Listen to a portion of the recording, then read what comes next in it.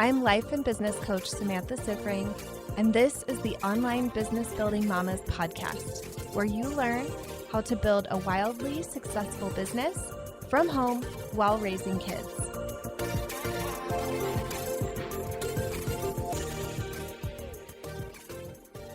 Welcome to another episode of the Badass Mother podcast. Today, I have a special guest, my client and friend, Kristen Boss. Welcome, Kristen. Thanks. I'm so glad to be here. I'm really excited to have you here. This is the first time that I've ever had a client on my podcast, and it's something that I've dreamed about for a long time. And I'm excited that it's finally here, and there's a good reason it's here. So what people don't know is that on the consult with me, Kristen was a little apprehensive about the investment. She knew that investing was a good idea in her business, but was a little shaky about it. But she had told me earlier in the call, like, oh yeah, I'm totally going to have a 20K launch in December. And I was like, okay, well, that's like a week away. So why are you worried about investing less than 20K if you're totally sure you're going to have 20K in the next couple weeks? So that was kind of like the first wheels are turning moment, I feel like, in our conversation there. And part of that whole thing, it got like this 20K in December in our minds. And I just felt really confident, like, you clearly are iffy on if you're going to pull this off. I'm very confident if we work together, you're going to do it. So we should just do it so you can actually make 20K in December. And then after we started working together, I told you that I would have you on my podcast if you did it. So here we are recording. So I want to kind of go back to that consult and hear some of your thoughts just about investing in coaching as somebody who's done that. You didn't really feel totally ready. Like even before we had the call, you texted and you're like, yeah, I'm probably not going to sign up for this, but can we call and talk about it? Yeah. Tell me about that. I even said, would you take a call if I'm not a yes now? And you're like, sure. I'm like, great. So I went in and I was like, I'm going to feel this out. So I knew investing in a coach was definitely my right next step. And I didn't want just a one-off great start to my business. I wanted sustained growth, and I knew that a coach would be the right next step for me. And like I had told you, oh, I think I'm sitting on a 20K launch. I felt really good about it. But then when it came to like putting money down on that, it felt like placing a high stakes bet on my own belief. And it felt scary. It was, I don't know. And I remember you asking, if you don't do this, do you really believe you're going to make the 20K? And that, it was just an moment. I was like, and I was feeling excited and confident, but when it came to putting money down for it, yeah, that was the question that kept coming up for me was, but do you really believe it? And I loved when you kind of put it back to me and said, okay, there's the if, like you could make the 20K, but why don't you work with me and we make it happen? So that's where I kind of borrowed your belief and just stacked it on mine and said, okay, we're going to do this together. I'm taking this to I think so to, no, I have to make it happen. We're doing this. Yeah. So it kind of caused a shift to, I think I have 20K in my pocket, but to, okay, now it's going to happen. Yes. Another layer of this was there's someone in your life who is part of your financial decisions. Yes. So tell me about this, because this is something we both get a lot. I have to talk to my husband about this. So you had a great conversation with him. Yeah. You asked him an amazing question. I want the world to hear it. So tell us the question and tell us about that conversation. Yeah. So just to give a little bit of backstory, I had just done a first big investment with a group coaching program that was a very big ask of my of my belief and my husband at the time. It was just, hey, what do you think? And it was over $2,000. And there was a lot of belief there and resistance, and it was a hard conversation. So I was going in with that lens, and we're talking about an investment now that's 5 times bigger. So having that lens definitely colored my fear of, I need to talk to the husband, and oh no, if a $2,000 conversation was hard, what's a $10,000 conversation going to be like? However, my husband had seen me show up in a way with the $2,000 investment, and he saw me make it back. So I knew I had proof of concept. I had proof to bring him. And so when I brought it back to my husband, one of the things I said to him is I said, what do you need to see from me to make this investment worthwhile? What kind of results do you need to see from me? Aside from making the money back, that's a given. Everyone knows that. But he had to see something before the money came in, how I would show up. What transformation do you need to see in me to make this worthwhile, to make this worth saying yes to? So that was a big shift for both of us, because I knew he needed to see me show up in a certain way for him to have that belief. I knew in my ability, but he needed to see me show up in a certain way. So that's definitely the magic question, ladies. Yeah, that's such a good question. Do you want to share what his answers were? He kind of did the shoulder shrug and, all right, I don't want to see it. Just do what you got to do. He gave me his blessing and was like, just make it work. Just make it work. I'm just gonna, okay, just do it, babe. So I had to come. I think that's another really great point, is come to your husband with belief in yourself. Don't come to him doubting yourself and like, I don't know, maybe, because that's certainly not helping. So for me, it was the energy of, watch me do this. This is gonna happen. Just, it feels scary, but I'm gonna make it happen. And so he borrowed my belief too. And I think that really helped him as well. Yeah. I always like to encourage people to think of their husband as an investor in their business when they're in those early stages. Because really, like when it's the family money that's going towards your business, he is an investor. Mm-hmm. And you really have to think about, like, how does a business owner present an investment to investors? Like, think about Shark Tank and that kind of thing, right? They're not like, well, maybe there's this thing, right? Like they're like, I'm confident in what's going to happen here, even though sometimes the sharks on Shark Tank are like blowing holes through their dreams. But go to it. Like, you're an investor in my business. I have a plan for how I'm going to make this back. You're going to get a return, all of those things. Like, it's kind of like being a mature business owner versus just being like a partner who's like, is it okay for me to spend money on this pair of shoes? Like, it's not a pair of shoes. I almost want to say, like, treat your husband as your first sales pitch. Like, sell it, sell the dream, sell why you're the woman for the job. Sell him why. And if you can get over his objections, you certainly can help your clients get over theirs. Absolutely. I love that. So good. All right. So you're on the podcast. So obviously you hit 20K. So tell us, what did you make in December? I made $24K in cash in the bank. Yes. It was $30K in offers. So it was a beautiful month. So good. I think that's a good point to make too, that this was like cash that you received into your bank account, not just like, I did a launch and I took like a $500 deposit from everybody, but I'm saying that it was 24. Like 24 is what you received into your bank. Yeah. When you challenged me like, oh, it can't be 20K in offers, it has to be in cash, I think my heart fell out of my butt a little bit. I was like, oh, what? Okay. Wow. We're going to level up. Here we go. This is going to be fun. Yeah. So Do you want to share a little bit about like what kind of a level up it was, like where you were before? Because as I'm sitting here, it occurs to me like, well, I know what was going on with you before, but other people might be like, well, maybe she did 15K every other month of the year. So tell us what that looked like.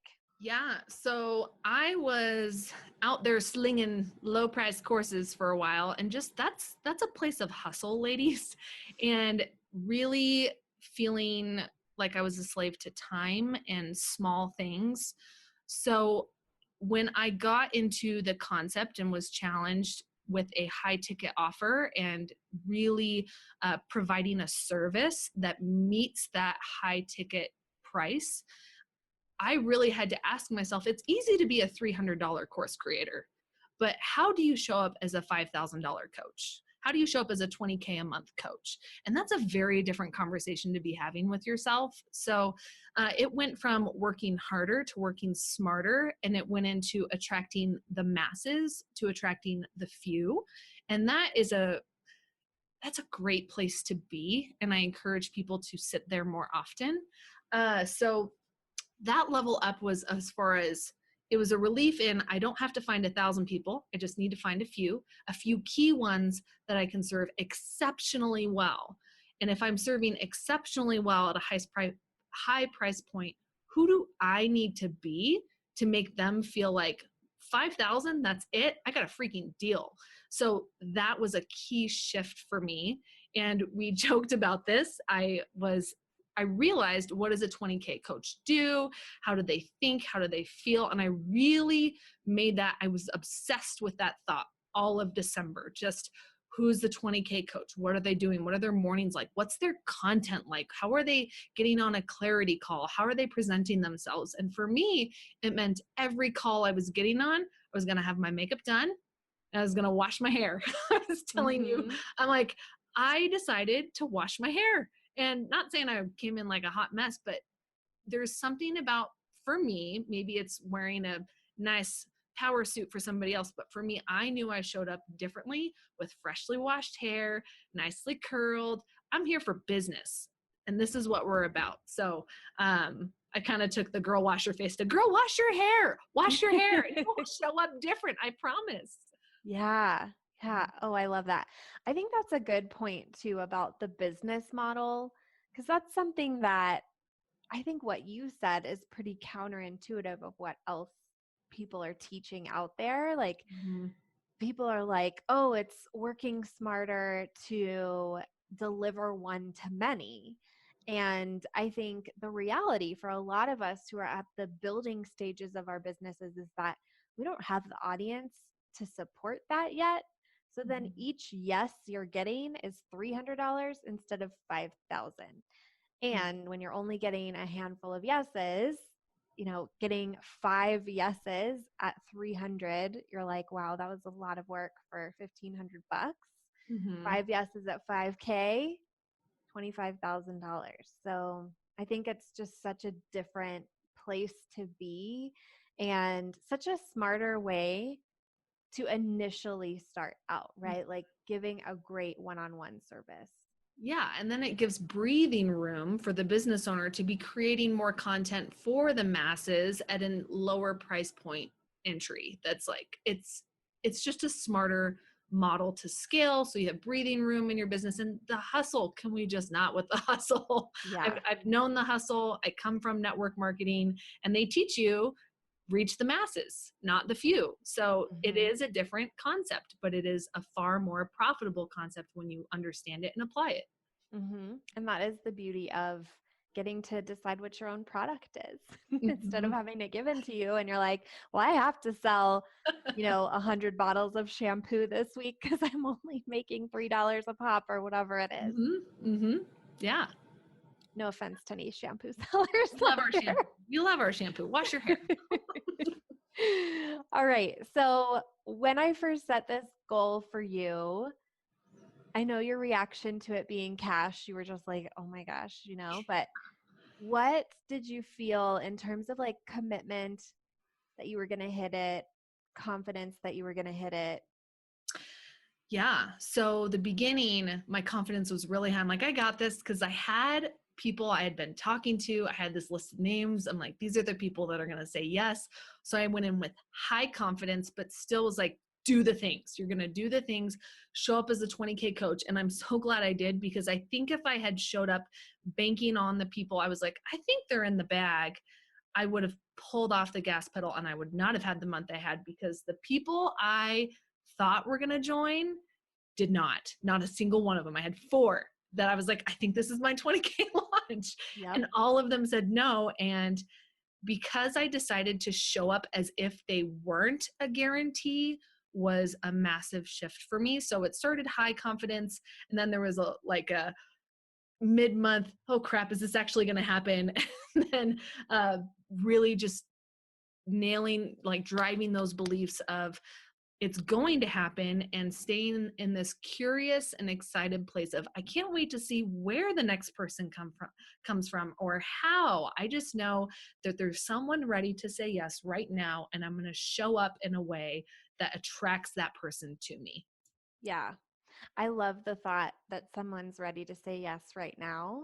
I think it just gets us in such a good energy Mm-hmm. to really bring them in, whatever it is. I think it's like even less about what you're necessarily doing when you're thinking that, because the energy you bring to whatever it is so magnetic to that person. Mm-hmm. And you've even said this before in your podcast and in your group. You've talked about don't make your content for people that are already a no or they're not quite a Mhm. yes. So I was just focusing on people that were a yes. I'm like, okay, I'm just going to create content for that person and asking myself, what does she need to think, hear, feel, believe for her to say heck yes to me? So good. Okay, so this is a little like we've been talking about energy, we've been talking about beliefs and investing. A Mm-hmm. lot of times people hear this and it kind of comes off like, well, just believe, like make a big investment and then sit back and watch the dollars roll in. So I want to really break down exactly what helped you to hit this goal. So, first, talking about what really shifted for you in your business from before the goal to during and after. Again, it was going from slinging those lower courses to knowing that I was going to do a higher ticket offer. So that caused my content value to go higher, because I'm like, well, I have to give them such good content where they or value that they feel $5,000 is a great deal, instead of just enough for them to buy a $300 course. Now it's, I have to bring tremendous value for them to be ready for this next big investment. And I do think that served me well. I was running workshops before, but we went on a whole nother level in December. I launched with a great, I picked a big pain point for my audience, that's clarity and their niche. And I was like, okay, I'm going to build this phenomenal workbook. I'm going to go live for 3 days. It's going to be intense. And I remember feeling like I was giving away almost too much.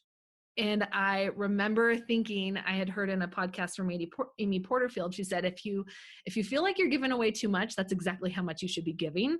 So moving into that abundance mindset of, okay, and all this material I'm giving them doesn't mean like they're going to arrive and not need me anymore. And so just giving them as much as possible. And then I made an offer after every session in that live and showed up exceptionally well. And by the way, I'm also going to add, this is while my son was in the hospital recovering from a tonsillectomy. So I was literally leaving the hospital, driving home, washing my hair, getting on a live, showing up as best as I could, not looking like a hot mess, and being like, no one needs to know that life is crazy right now, but I'm going to show up and create this $5,000 value, money, people that would pay a lot of money for this workshop. And it booked out so many clarity calls. I had 25, 26 clarity calls from that high level workshop, where my first instinctual feeling was, oh, maybe this is too much. But Mm-hmm. it was just enough. It's perfect. I love that. I think that that's a really common fear I talk to clients about it all the time where they're like, is this too much?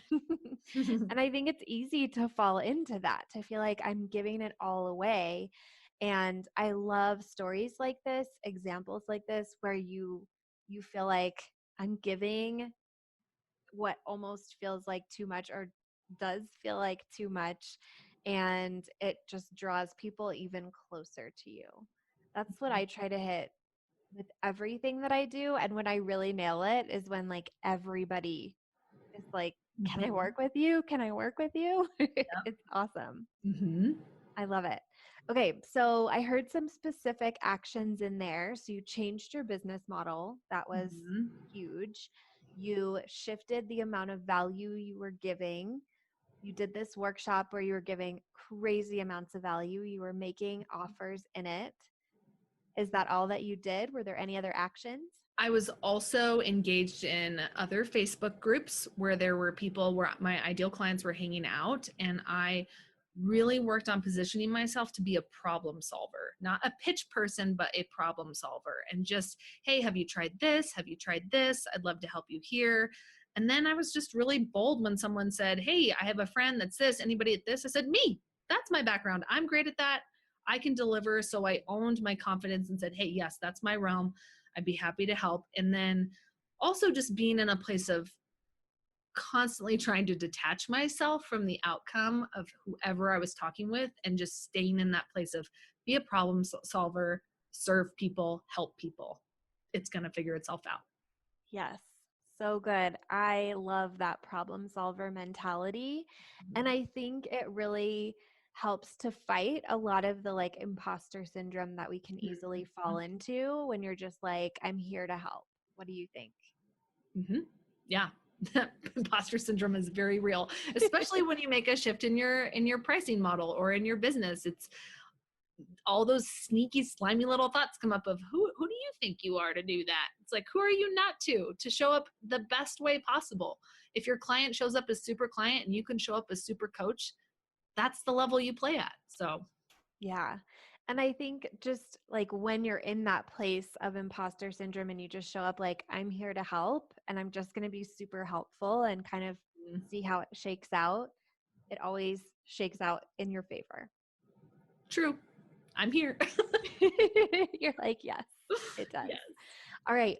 So, in the self coaching model from Brooke Castillo that I know and love and teach and live by, our actions are all created from and by our feelings. So, we talked about actions. Tell me about the predominant feelings you had over the course of this month.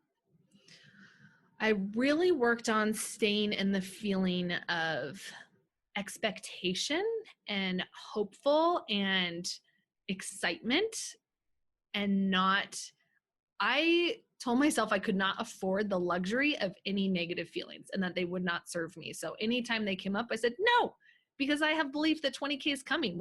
If I knew without a doubt 20K was going to be in my account at the end of the month, would I be feeling this way? No. So stop.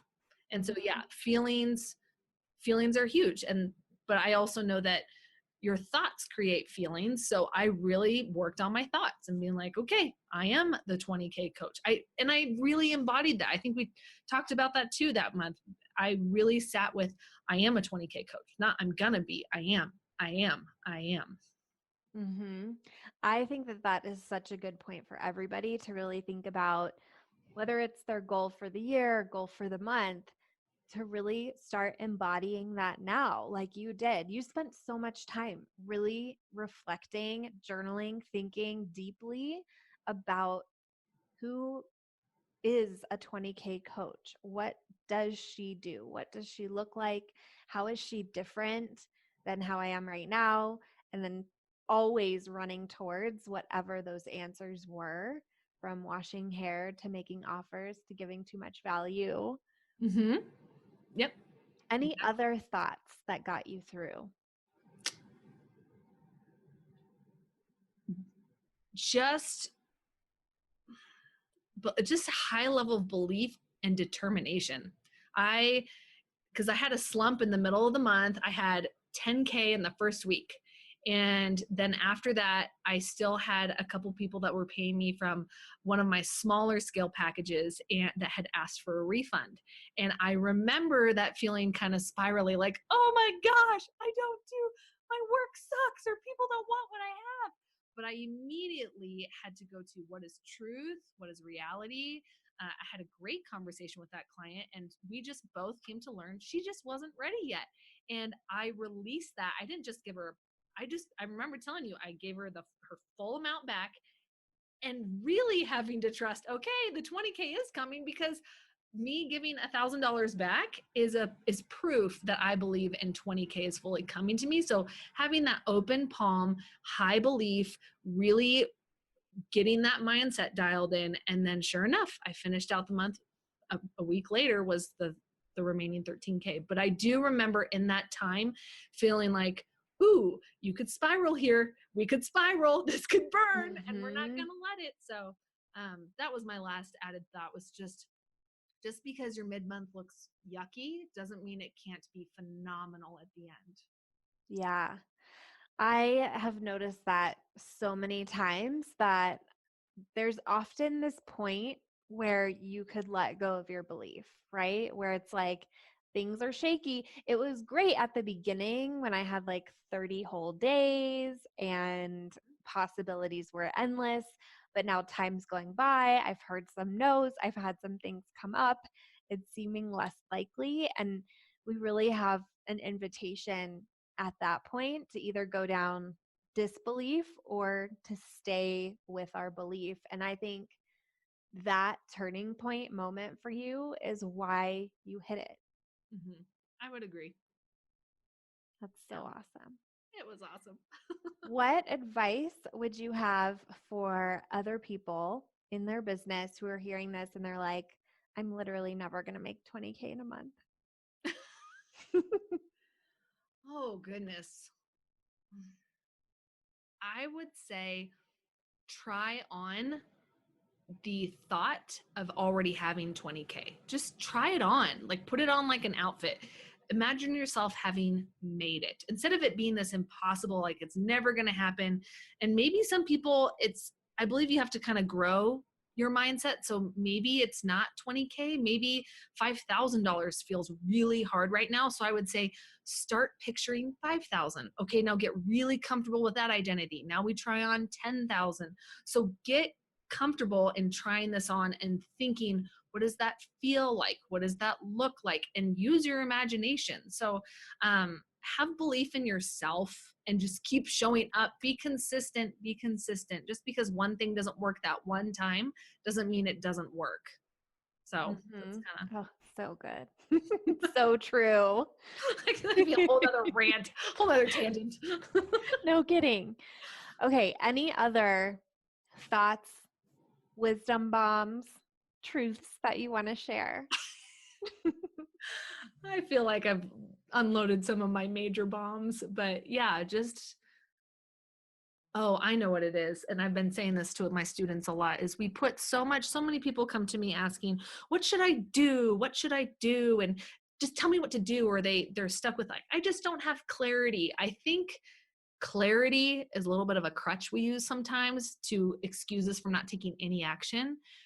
And my challenge to you is take action anyway. Clarity comes from doing, just like dating and figuring out this is what we like. This feels right. This doesn't feel right. Be a little bit of Goldilocks in your business. Like this is too hot. This is too cold. This is just right. Be willing to embrace a process. Do it anyways. Even if you don't have clarity, it will come, and trust the process. And so it's not so much about your doing, it's about your being. Your being will always, always flush out into your doing. So it wasn't about all through December. It wasn't me being like, what do I do? What do I do? The question I constantly ask myself is, who am I being? Who am I being? And then once I got that clear, I was like, well, what does that person do? So doing or being is more important than doing. Well, that's really good. Who am I being and what does that person do? Yes. Yep.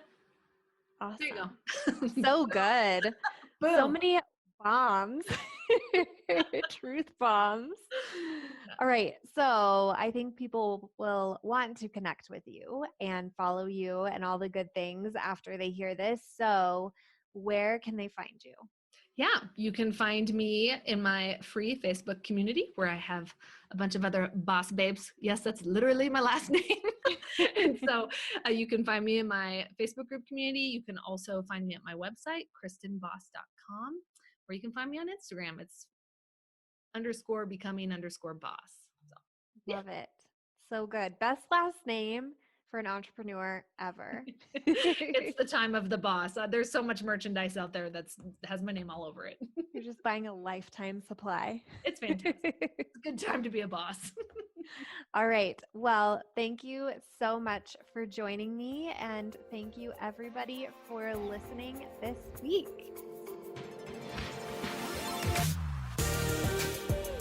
If you like this podcast, I want to invite you to coach with me over in my program, Mama to CEO. There's you, and there's the consistent income you want to make in your business, and I help you remove everything standing in between. It's lifetime access for mastering your marketing, sales, time, and everything else you need to have the business and life you really want. Whether it's making your first 1,000 or 100,000, I can help you do it. To join, go to mamatoceo.com, mamatoceo.com.